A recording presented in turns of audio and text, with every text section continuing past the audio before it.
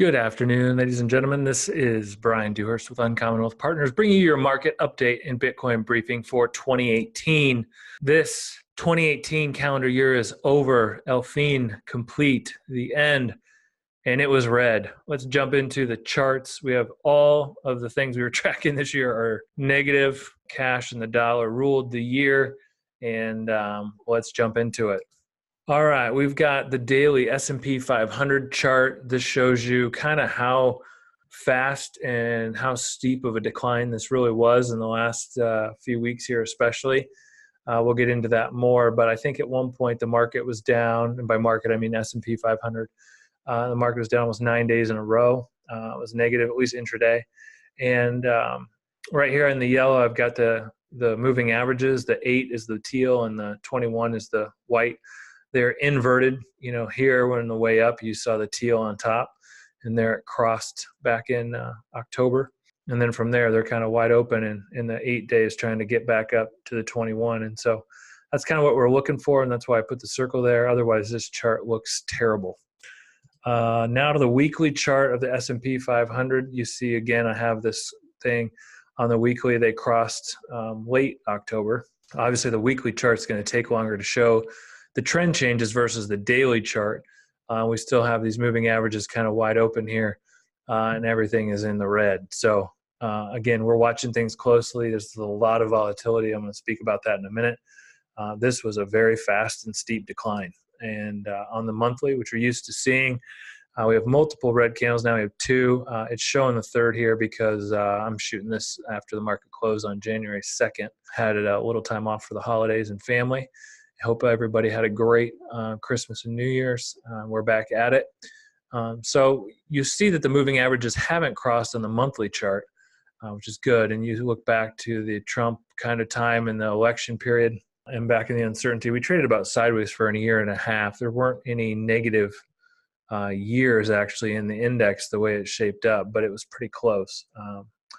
And so in that, we don't see the moving averages cross there, and we didn't see them cross back in 2011 either.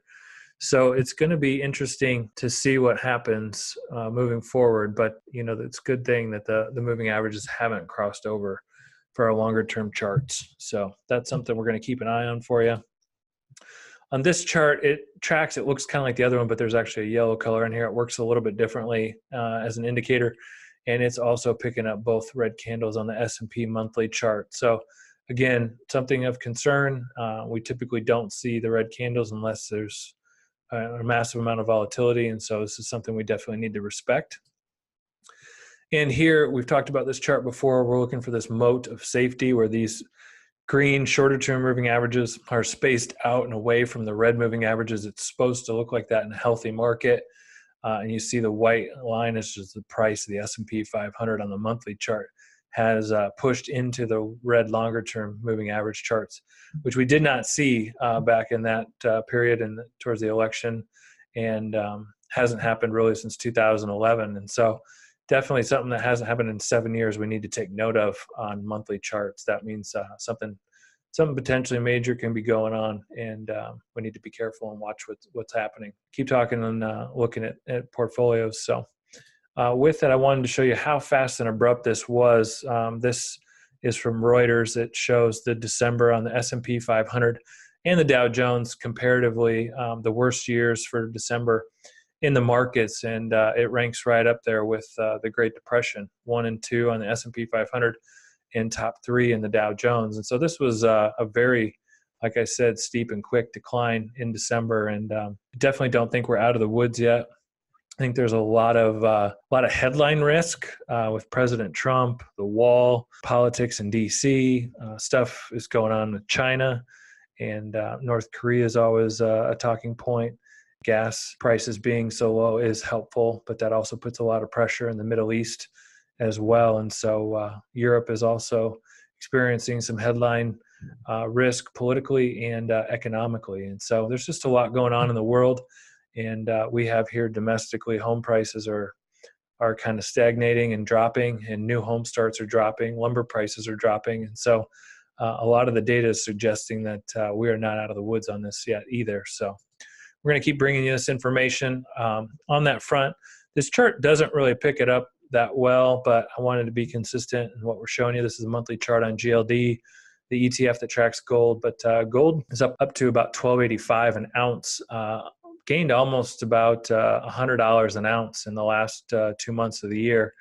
And so to put that in perspective, it closed quite a bit of the gap. As you saw in the first chart, it was only down about 1.79% for the year. So it closed quite a bit of the gap there in the last couple months, and is up substantially from there in December. So gold is the safe haven asset class and has been for 10,000 years. Gold is, first talked about in Genesis 1:2, by God. And so I do believe gold is one of the longest term asset classes you can own.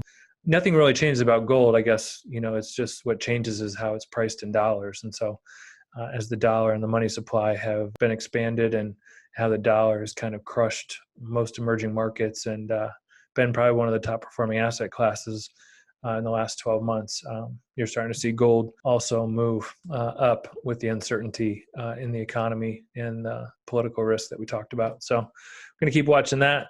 And then this is the BTC futures chart on Bitcoin. Now that we have a full year of data on this instrument, came out in December of 2017. I highlighted the moving averages. You could see them really kind of gap open there to the downside, and there's trying to close right now on the up, and we had a little bit of a green arrow there. But so that's what we're watching. I hope you guys enjoyed this video, and we'll have more for you as the year progresses. Thanks for watching. Bye.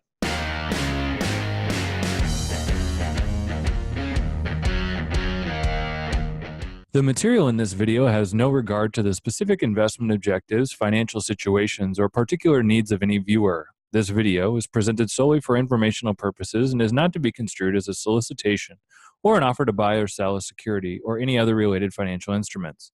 Nor should any of the content be taken as investment advice.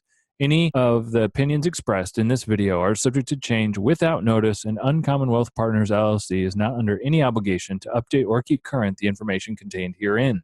Uncommon Wealth Partners LLC and its respected officers and associates or clients may have an interest in the securities or derivatives of any entities referred to in this material.